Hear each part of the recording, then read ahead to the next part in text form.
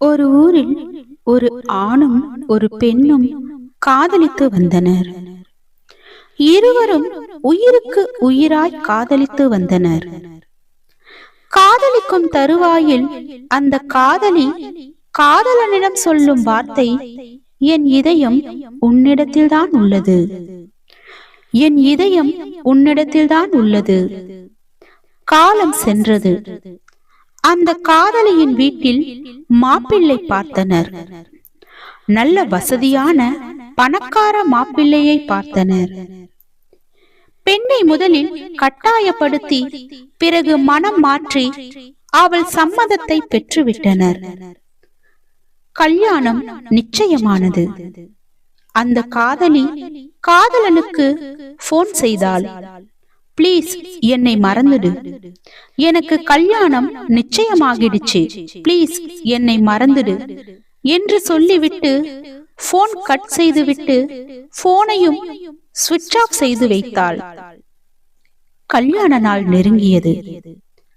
காதலி வீட்டில் கல்யாண வேலை அரங்கேறியது. காதலி முகத்தில் காதலின் சோகம் மறைந்து கல்யாண கலை பிறந்தது. அங்கே கல்யாண நாள் நெருங்க நெருங்க காதலி காதலையும் காதலனையும் மறந்தாள். இங்கே அந்த காதலன் காதலை மறக்கவும் முடியாமல் காதலியை வெறுக்கவும் முடியாமல் தினம் தினம் அவளை எண்ணி எண்ணி உருகினான். வழியில் துடித்தான்.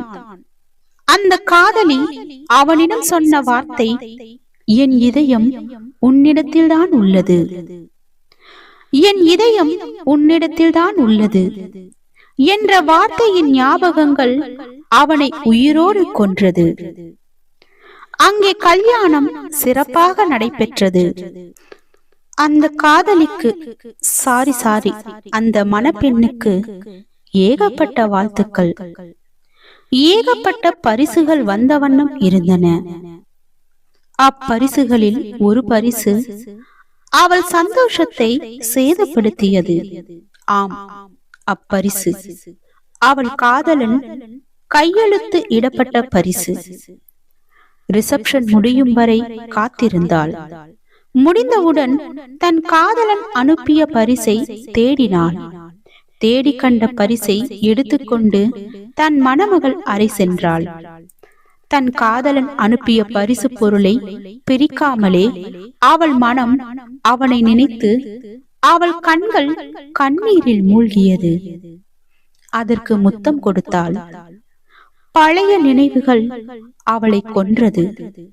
விடிய விடிய அழுதாள். அவள் அழுகையை கண்டு நிலவும் கரைந்தது. சூரியன் உதித்தது. விடியலும் பிறந்தது.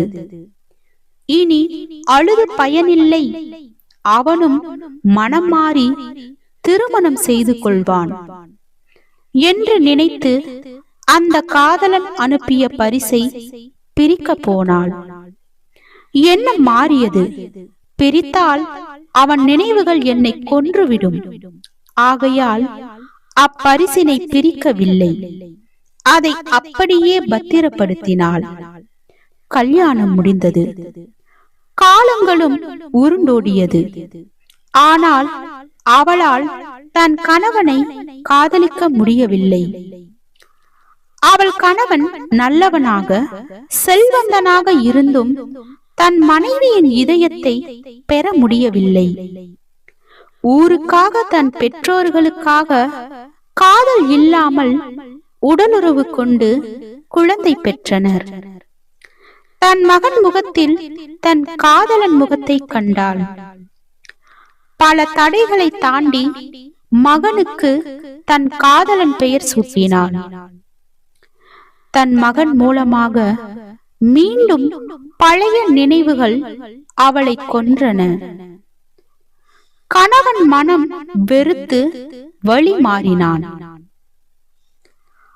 அவள் கணவன் என்னென்னவோ செய்தும் அவனால் அவன் மனைவி இதயத்தை பெற முடியவில்லை. விவாகரத்து. அவளால் காதலனை மறக்க முடியவில்லை. அவள் கணவனால் பொய்யாக வாழ முடியவில்லை. விவாகரத்து வாங்கிக் கொண்டனர், பிரிந்தனர். இவள் தன் காதலனை எண்ணி உருகினாள். அவள் கணவன் இவளை எண்ணி வாடினான். வருடங்கள் ஓடியும் காலங்கள் கரைந்தும் வாலிபம் சென்று வயதாகியும் இவளால் காதலனை மறக்க முடியவில்லை. அவள் கணவனும் இவள் நினைப்பில் வாழ்ந்து வந்தான். மகன் பெரியவனானான்.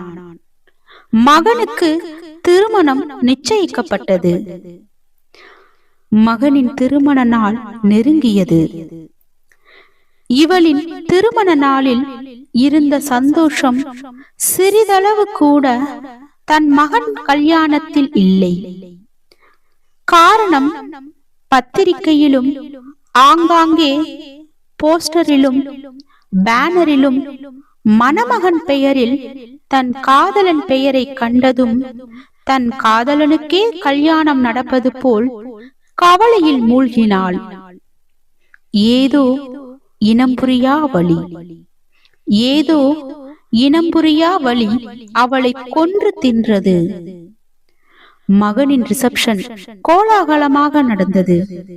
ஒரே மகன் கல்யாணம் என்பதால் கல்யாணத்தை ஆடம்பரமாக செய்தான்.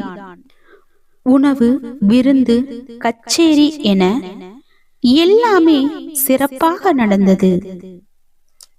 அனைவரும் சந்தோஷத்தில் மூழ்கினர். மூவரை தவிர. ஆம், அந்த காதலி தன் காதலனை எண்ணி வாடினாள். அவள் கணவன் இன்னும் தன் மனைவியின் இதயத்தை பெற முடியவில்லையே என்று வருந்தினான். தன் தாய் தந்தைக்கு என்னத்தான் பிரச்சனை, நம் கல்யாணத்தில் கூட அவர்களால் சந்தோஷமாக இருக்க முடியலையே என்று காதலன் பெயர் கொண்ட மகன் கண் கலங்கினான். தன் மகன் ரிசப்ஷனுக்கு வந்த பரிசு பொருட்கள் அவளின் பழைய நினைவுகளை தூண்டியது. தன் காதலன் தன் கல்யாணத்திற்கு அனுப்பிய பரிசு நினைவுக்கு வந்தது. அப்பரிசினை காண இதயம் துடித்தது, கண்கள் ஏங்கியது. யார் சொல்லும் கேளாமல், யாரையும் பாராமல் பரிசினை தேடி காண கால்கள் நகர்ந்தது. மண்டபத்தை விட்டு வெளியேறினாள். அந்த இரவில் அவளுக்கு துணையாக அவள் கண்ணீரும் காதலன் நினைவுகள் மட்டுமே துணைக்கு வந்தது. தன் மனைவி கண்ணீருடன் இந்த ராத்திரியில் செல்வதை கண்டு அவன் கணவனும் அவளை பின்தொடர்ந்தான். செல்லும் வழியெல்லாம் தன் காதலன் முகமே தென்பட்டது. கால்கள் தெறிக்க ஓடி தன் வீட்டினை அடைந்தாள். அவள் கணவனும் வந்தடைந்தான். அழுது அழுது சிவந்த கண்களுடன் தன் காதலன் தன் கல்யாணத்திற்கு அனுப்பிய பரிசினை தேடினாள். பொக்கிஷம் போல் பத்திரப்படுத்திய பரிசினை கண்டு தன் காதலனையே மீண்டும் கண்டதைப் போல் இன்பத்தில் திகைத்தாள். 1000 முத்தங்களுடன் அப்பரிசினை கட்டி தழுவி ஆனந்த கண்ணீரில் அதை நனைத்தாள். அவள் கணவனோ தன் மனைவி செய்வதறியாது கண்டு வியந்தான். காதலி பரிசினை பிரிக்க போனாள். ஏதோ தடுத்தது.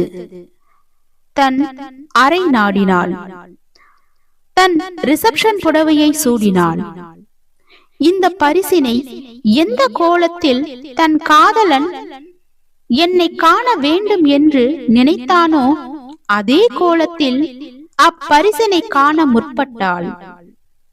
அப்பரிசினை, தன் அன்பு காதலன் அனுப்பிய பரிசினை பிரிக்கும் ஒவ்வொரு நொடியும் தன் வாழ்வினை ஒவ்வொன்றாக மறந்தாள். தான் இன்னொருவர் மனைவி, தனக்கு ஒரு மகன் இருக்கிறான். அவனுக்கு இன்று திருமணம்.